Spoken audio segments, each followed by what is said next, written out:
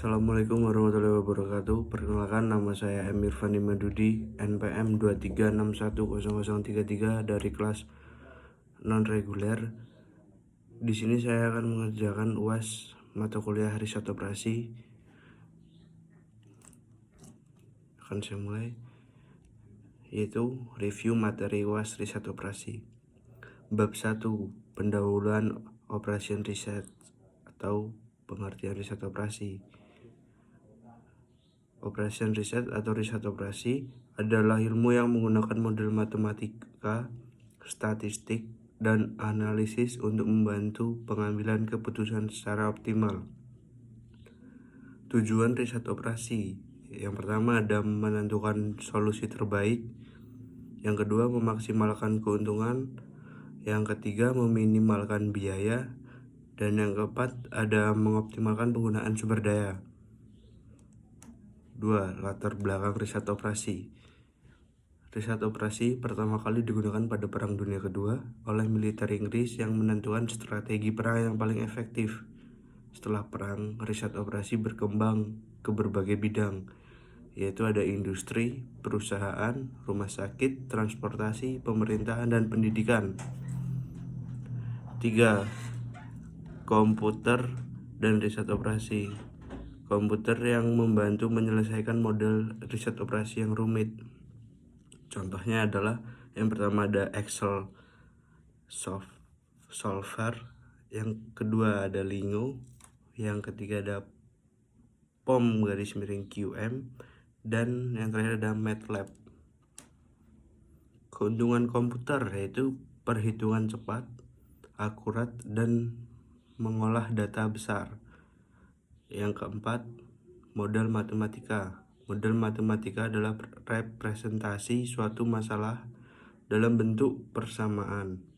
Komponen model: yang pertama ada variabel keputusan, hal yang akan ditentukan. Contoh, X sama dengan jumlah produk A dan Y sama dengan jumlah produk B. Fungsi tujuan yang ingin dicapai.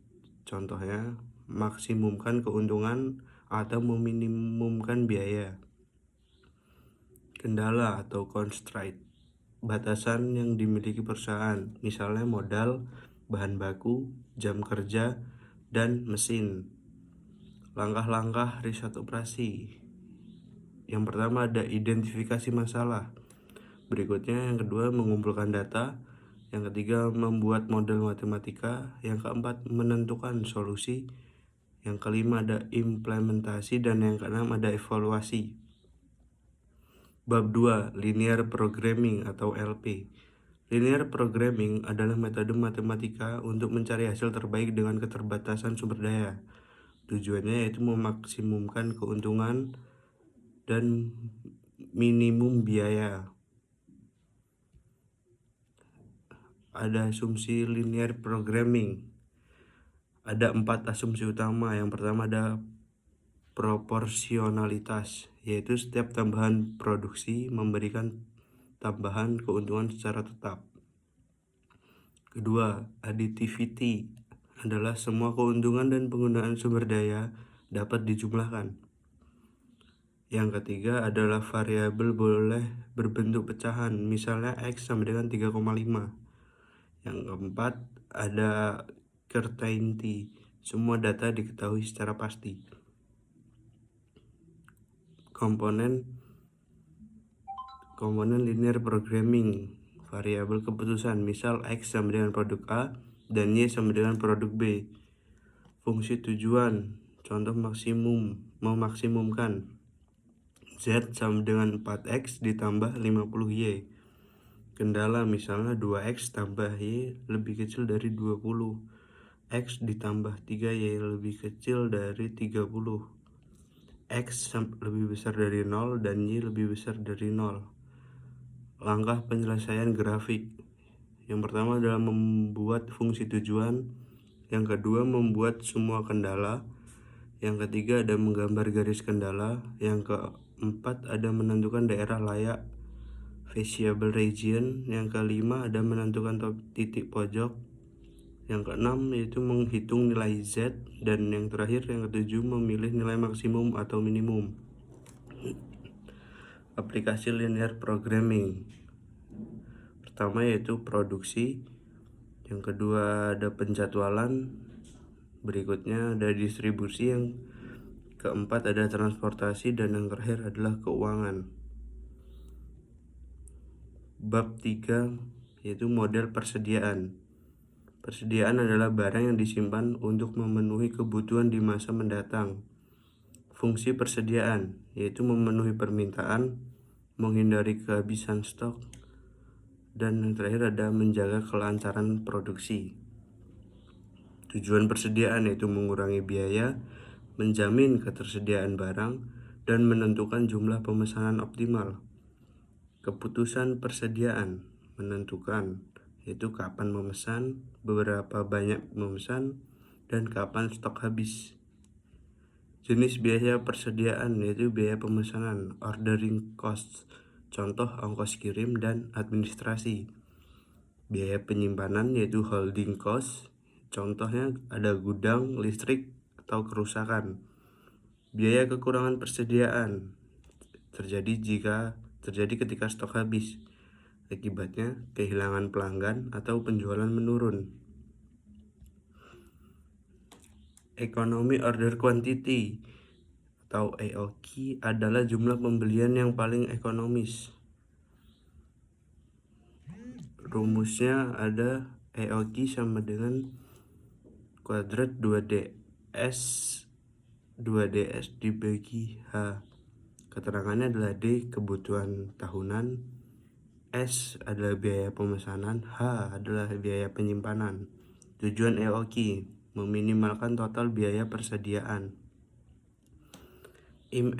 MRP atau Material Requirement Planning merupakan digunakan untuk merencanakan kebutuhan bahan baku.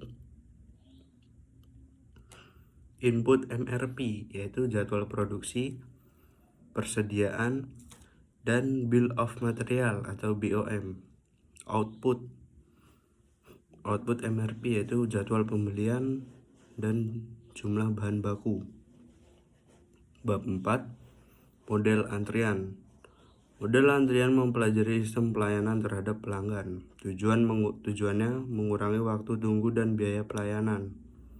Struktur sistem antrian. Yang pertama ada kedatangan pelanggan, nomor 2 yaitu menunggu, dan yang ketiga dilayani, dan yang terakhir keluar. Komponen sistem yaitu pertama ada customer, yang kedua ada server, lalu single channel hanya memiliki satu pelayan, contoh satu kasir atau satu loket. Multiple channel itu memiliki lebih dari satu pelayan, contoh banyak kasir minimarket, bank, dan rumah sakit. Ukuran kinerja antrian yaitu rata-rata panjang antrian, yang kedua rata-rata waktu tunggu, yang ketiga probabilitas sistem kosong, dan yang terakhir utilitas server. Model biaya minimum, biaya total yaitu biaya menunggu ditambah biaya pelayanan. Tujuannya mencari jumlah pelayan yang menghasilkan biaya total paling kecil. Terakhir ada bab 5 yaitu manajemen proyek.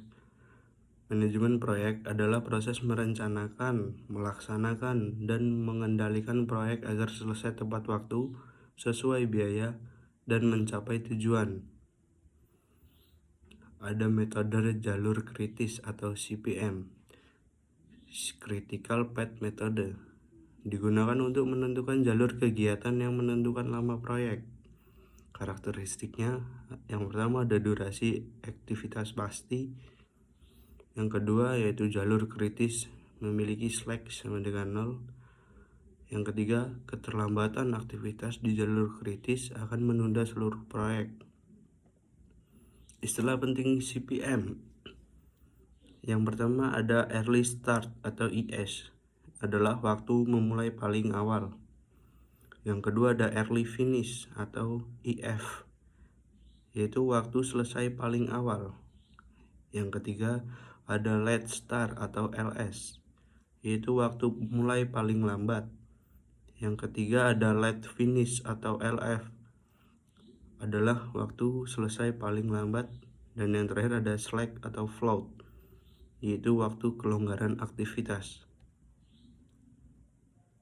Rumusnya adalah IF sama dengan ES plus durasi ditambah durasi. LS yaitu LF dikurang durasi. Sedangkan rumus slack sama dengan LS dikurang ES sama dengan LF dikurang EF. Percepatan project crashing dilakukan jika proyek harus selesai lebih cepat. Dampaknya, waktu proyek berkurang, biaya langsung meningkat, dan yang ketiga, biaya tidak langsung menurun. Biaya proyek atau biaya langsung, yaitu ada upah pekerja, biaya material, dan biaya mesin. Biaya tidak langsungnya ada administrasi, sewa kantor, dan pengawasan. Total biaya proyek merupakan gabungan biaya langsung dan biaya tidak langsung. Analisis kebutuhan sumber daya meliputi tenaga kerja, material, mesin, dana, dan waktu. Tujuannya agar tidak terjadi kekurangan atau kelebihan sumber daya. PERT atau Program Evaluation and Review Technique. PERT digunakan ketika waktu-waktu aktivitas belum pasti. Ada 3 estimasi waktu. Yang pertama ada optimistic atau A, yaitu tercepat. Yang ketiga ada most likely atau M, yaitu paling mungkin. Dan yang terakhir ada pessimistic atau B, yaitu terlama. Berikut itu saja yang dapat saya sampaikan. Kurang lebihnya saya mohon maaf. Saya akhiri. Wassalamualaikum warahmatullahi wabarakatuh.